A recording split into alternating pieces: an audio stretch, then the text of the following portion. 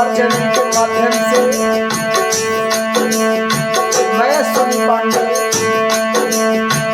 आप सबका हृदय से आभार प्रकट करता हूँ।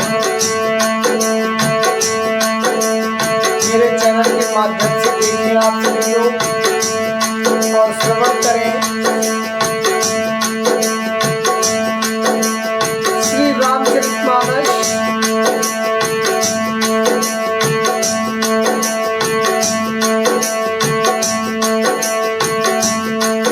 यह एक ऐसा पुराण जो कलयुग में भवसागर को पार कराने वाली नाव की तरीके काम कर रहा है। तो इसे हम सभी अवश्य श्रवण करें, क्योंकि मित्रों जीवन बड़ा ही अनमोल है। कब किसको क्या हो जाना है कुछ पता नहीं है।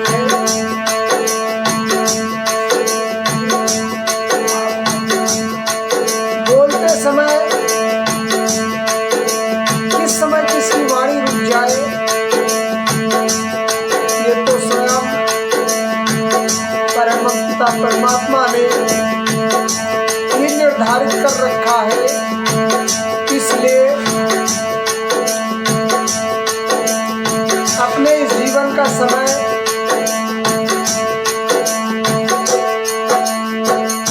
प्रभु के चरणों में समर्पित किया जाए, क्योंकि अभी तो जवानी है। बालकपन हमने गंवा ही दिया, जवानी में कुछ कर लिया जाए, नहीं तो बुढ़ापे में शायद दूसरे के आश्रित हो या हम स्वस्थ ना रह पाए। तो इसलिए प्रभु का थोड़ा बहुत गुणगान सुने। मेरा उद्देश्य है कि रामचरितमानस को जन जन तक पहुंचाने का। इसमें आप सभी लोग भी सहभागी बने। मेरे वीडियो को ज़्यादा से ज़्यादा लोगों तक शेयर करें, ताकि यह मानस संपूर्ण क्रांति में आ जाए। क्योंकि ये मानस काफी टाइम से दब रहा है, जबकि मानस एक ऐसा मानस है जो मनुष्य को निर्माण करने के हर एक पहलू को ध्यान में रखा गया है। आइए हम मानस अब श्रवण करें। इतना समझाना आप लोगों के लिए काफी है। तो आप लोग सब समझदार है ही, क्या बुरा है क्या अच्छा है यह सभी आप जानते हैं। आइए मानस श्रवण करें। हाँ वर्णाला मर्द संघाला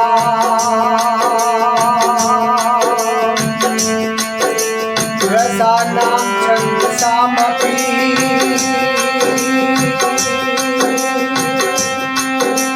मंगलानां चाकर्तारो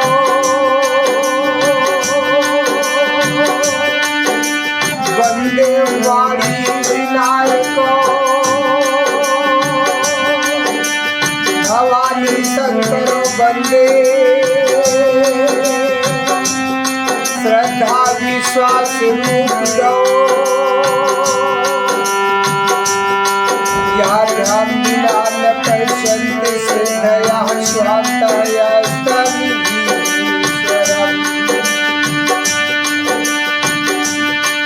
इसी के साथ बोलिए परम पूज्य महाराज जी श्री दिया सरकार की जय। ये कथा मैं परम पूज्य महाराज श्री दिया सरकार के सानिध्य में कह रहा हूँ।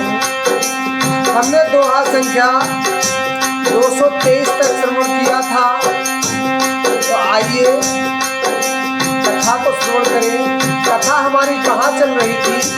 मुनि विश्वामित्र की आज्ञा पाकर आज मर्यादा के पुरुषोत्तम श्री रामचंद्र जी महाराज जनकपुर की गलियों में भ्रमण कर रहे हैं। अरे हर सही बर सही सुमन सुमुखी सुलोचन वृंद जाहि जहाँ जहाँ बंधु दो तह तह परमानंद। यानी क्या लिखा है सखियों ने? सुंदर मुख और सुंदर नेत्रों वाली स्त्रियां समूह हृदय में हर्षित होकर फूल बरसा रही हैं। जहाँ जहाँ दोनों भाई जाते हैं वहाँ वहाँ परम आनंद छा जा रहा है। आइए बालाजी सरकार के चरणों में एक बार अर्जी लगाए अपनी आज कवन सुकाज कठिन जग माही। अरे जो नहीं वो ही तात तुम पाही। इस संसार में कौन सा ऐसा दुर्लभ कार्य है जो मेरे बालाजी सरकार के लिए कठिन हो? तो सभी लोग अपने अपने कार्य प्रभु से अवश्य बोले। आइए अब मानस श्रवण करें। अरे पूर्व दिश के दो भाई अरे जहाँ धन मुख मख हित भूमि बनाई। क्या लिखा? पूर्व दिश के दो भाई जहाँ धन मख हित भूमि बनाई। अति विस्तार चारु गच ढारी विमल वेदिका रुचिर सवारी। यानी दोनों भाई नगर के पूरब की ओर गए जहाँ धनुष यज्ञ के लिए रंग भूमि बनाई गई थी। बहुत लंबा चौड़ा सुंदर ढाला हुआ पक्का आंगन था जिस पर सुंदर और निर्मल वेदी सजाई गई। जिस पर निर्मल सुंदर वेदी सजाई गई थी ऐसा स्वरूप वहाँ का था। आज हमारे प्रभु किधर जा रहे हैं? आज हमारे प्रभु जनकपुर के पूरब की ओर जा रहे हैं। आगे क्या लिखा हमारे गोस्वामी तुलसीदास जी ने? अरे चाह दिशि कंचन मंज विशाला अरे रचे जहाँ बैठे महिपाला। अरे तेहि पाछे समीप चौपासा अपर मंच मंडली विलासा। चारों ओर सोने के बड़े बड़े मंच बने हैं। वहाँ की शोभा का वर्णन किया जा रहा है। चारों ओर सोने के बड़े बड़े मंच बने थे जिन पर राजा लोग बैठेंगे। उनके पीछे समीप में ही चारों ओर दूसरे मचानों का मंडलाकार घेरा सुशोभित भी था। अरे कछु तो ऊंच सब भांति सुहाई बैठे ही नगर लोग जहाँ जाई। हाँ दिल के निकट विशाल सुहाए हाँ धवल धाम बहुवर्ण बनाए। वह कुछ ऊंचा था और सब प्रकार से सुंदर था। जहाँ जाकर नगर के लोग बैठेंगे उन्हीं के पास विशाल एवं सुंदर सफेद मकान अनेक रंगों में बनाए गए हैं। अरे जहाँ बैठे दे कहीं सब नारी जथा जोग निज कुल अनुहारी। पुर बालक कही मृदुवन पुर बालक कही मृदु बचना सादर प्रभु हित वही रचना। जहाँ अपने अपने कुल के अनुसार सब स्त्रियां यथा योग्य जिसको जहाँ बैठना उचित है बैठकर देखेंगी। नगर के बालक कोमल वचन कहकर आदर पूर्वक प्रभु श्री रामचंद्र जी की यज्ञ शलाका की रचना दिखला रहे हैं। आज पवन सुकाज कठिन जप माही, जो नहीं बोली तात तुम पाही। अरे सब शिशु यही निज प्रेम बस, परति मनोहर गात। तन कुल कही अति हर सुहिया, देख देख दो भ्रात।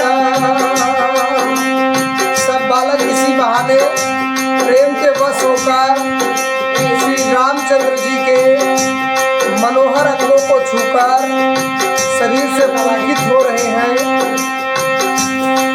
और दोनों भाइयों को देख देख कर उनके हृदय में अत्यंत हर्ष हो रहा है।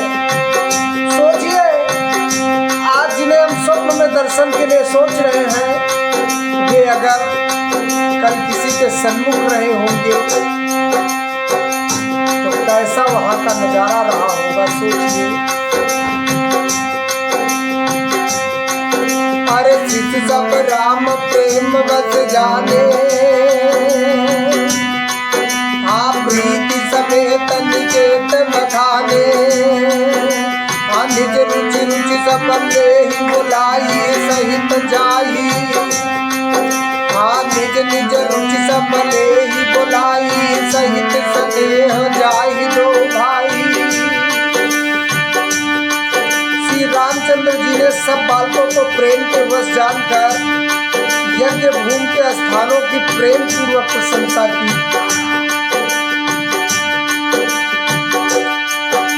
इससे बालकों का उत्साह, आनंद और प्रेम और भी बढ़ गया, जिससे वे सब अपनी अपनी रुचि के अनुसार उन्हें बुला लेते हैं और प्रत्येक के बुलाने पर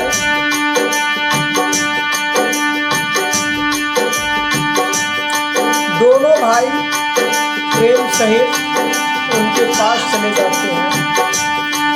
अरे राम दिखा वही अनुजहि रचना, कही मधु मधुर मनोहर बचना।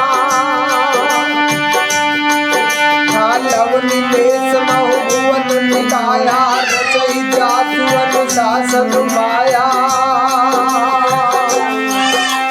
कोमल मधुर और मनोहर वचन कहकर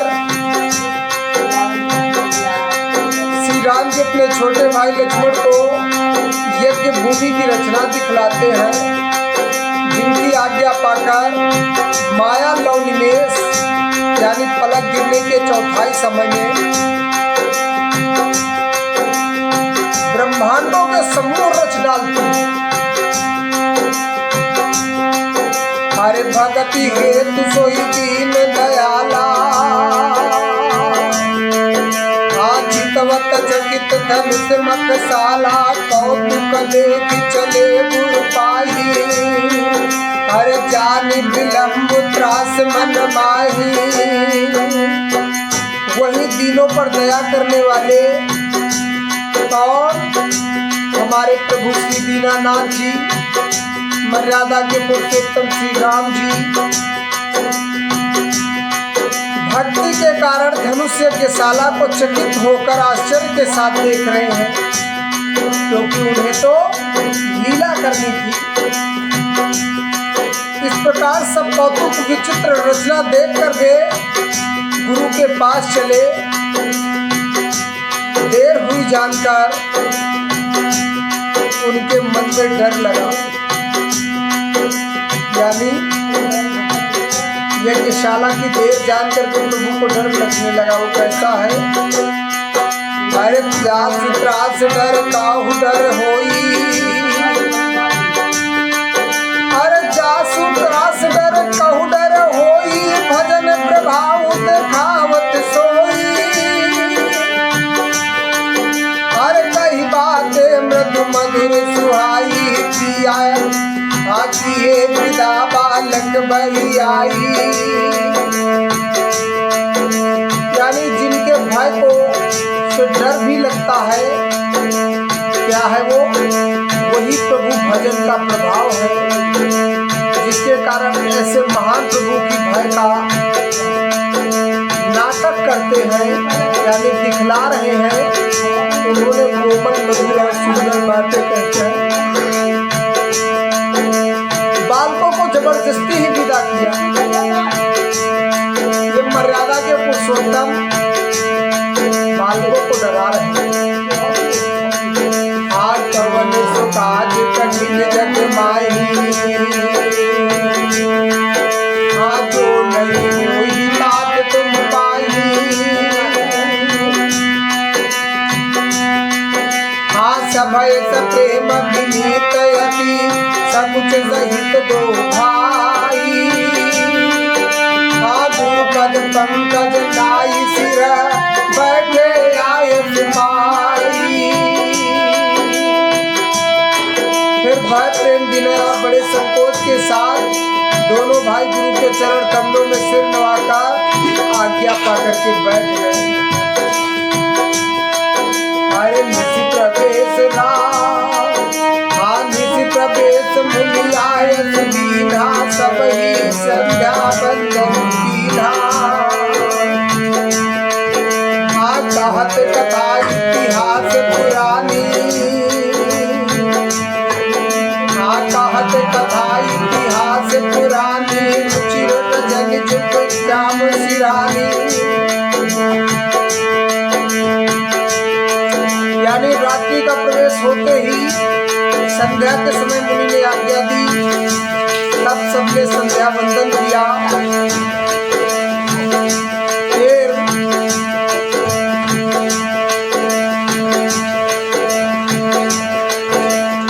प्राचीन कथा इतिहास कह करके रात्रि के 2 पहर बीत गए। अरे नहीं बरसयन कीन जब जाई, लगे चरण चापन दो भाई। जिनके चरण सरोह लागी, करतन नित जप जोग विरागी। अरे जिनके चरण सरोह लागी, करतन नित जप जोग विरागी। तब श्रेष्ठ मुनि ने जाकर शयन किया। दोनों भाई उनके चरण दबाने लगे, जिनके चरण कमलों में दर्शन और स्पर्श के लिए वैराग्य भगवान पुरुष भी भांति भांति के जप और योग करते हैं। अरे तो ये बंधु प्रेम जन जीते, कोई जो बंध प्रेम जन जीते। गुरुपद कमल मनोतन पीते, बार बार मुनि आज्ञा दीनी। रघुबर जाई सैन तब दीनी। वे ही दोनों भाई मानो प्रेम से जीते हुए प्रेम पूर्वक गुरु जी के चरण कमलों को दबा रहे हैं। मुनि ने बार बार तो आज्ञा दी। तब श्री रघुनाथ जी ने जाकर शयन किया। हर चापत चरण लखरून लाए, चापत चरण लखनऊर लाए। सभय सप्रेम परम सचाए। आप मुनि प्रभु सो बहु ताता, आप मुनि प्रभु सो बहु ताता। तोड़े धरि मुर पद जल जाता। श्री राम जी के चरणों को हृदय से लगाकर भय और प्रेम से परम सुख का अनुभव करते हुए अब लक्ष्मण जी उनके पैर दबा रहे हैं। प्रभु श्री राम जी ने बार बार कहा, हे तात सो जाओ। तब वे उन्हें चरण कमलों को हृदय में धरकर लेट रहे हैं। हाँ कवन सुकाज कठिन जग माही, अरे जो नहीं होई तात तुम पाई। अरे सभय सप्रेम विनीत अति, सकुच सहित दो भाई। नाई सिर बैठे आए सुताई।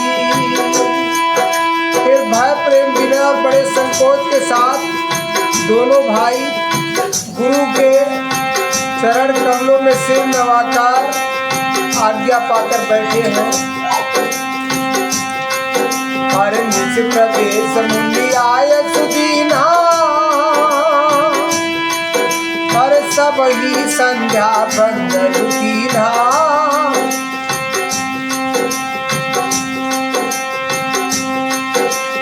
उठे लगन निज विगत सुनी, अरुण शिखा धुंकान।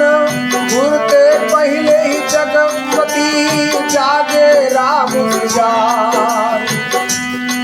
रात बीतने पर मुर्गे का शब्द कानों से सुनकर लक्ष्मण जी उठे। जगत के स्वामी सुजान श्री रामचंद्र जी भी गुरु से पहले ही जाते। सोचिए क्या भगवान को उस समय नींद नहीं आ रही थी? क्यों? क्योंकि रात्रि के दोपहर तक तो प्रभु ने सिर्फ संध्या बंदन की बातें, कथा पुराण सुनी और उसके बाद प्रभु अपने गुरुवर के चरण दबाए। फिर गुरुवर के चरण दबाने के बाद, गुरु आज्ञा पाने के बाद भगवान श्री रामचंद्र जी के लक्ष्मण जी चरण दबा रहे हैं। तो सोचिए एक बार चरण दबाने का मतलब 1 घंटा, समझिए आप। तो भगवान बोले मर्यादा के पुरुषोत्तम, यानी मेरे अंदाज से 1 बजे के आसपास सो रहे होंगे और 3 साढ़े 3 बजे ही उठ रहे हैं प्रभु। सोचिए नींद कैसी थी प्रभु की उस समय। हर सकल सोचित ही जाई नहाए, नीत निभाई मुनि सिर लाए।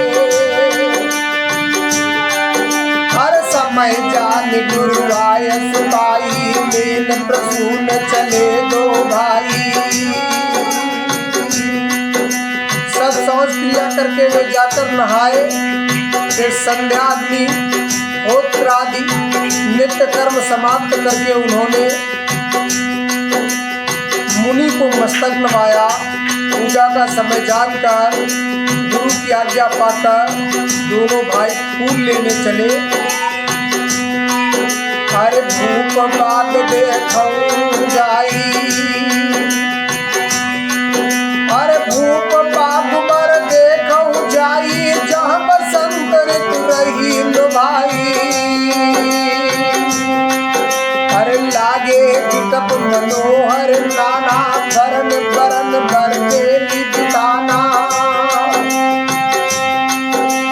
ऐसा प्रभु का वर्णन बाग का है। सोचिए आप लोग क्या नजारे वहां के थे। उन्होंने जाकर राजा का सुंदर बाग देखा, जहां वसंत ऋतु लुभाकर रह गई है। मन को लुभाने वाले अनेक वृक्ष लगे हैं। रंग बिरंगी उत्तम लताओं के मंडल छाए हुए हैं। हर नवो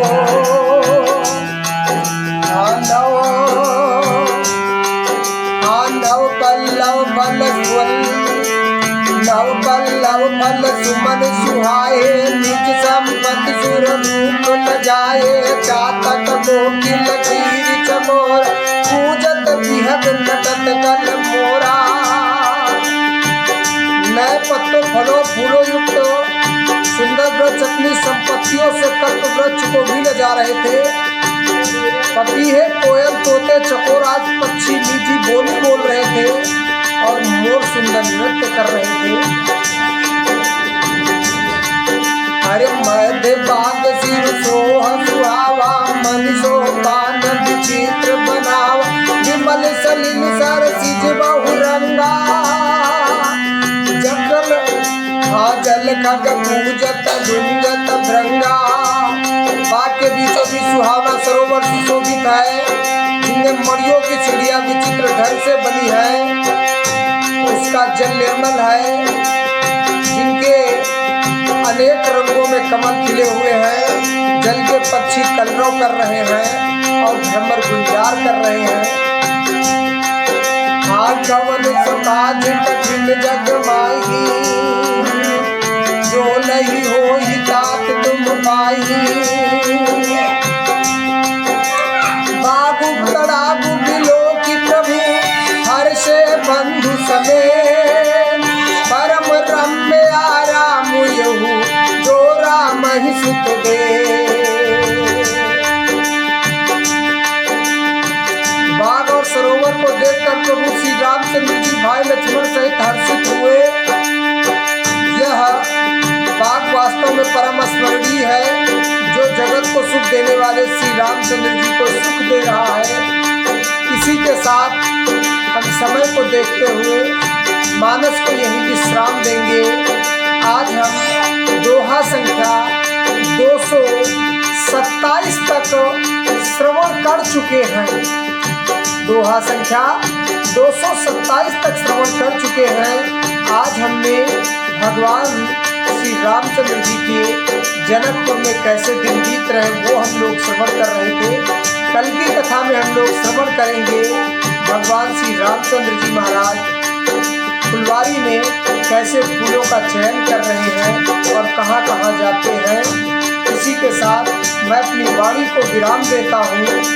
मैं परम पूज्य महाराज श्री दिया सरकार से आग्रह करूंगा कि प्रभु वो जन जन के मनोरथ पूरा करें। इसी के साथ बोलिए सियावर राम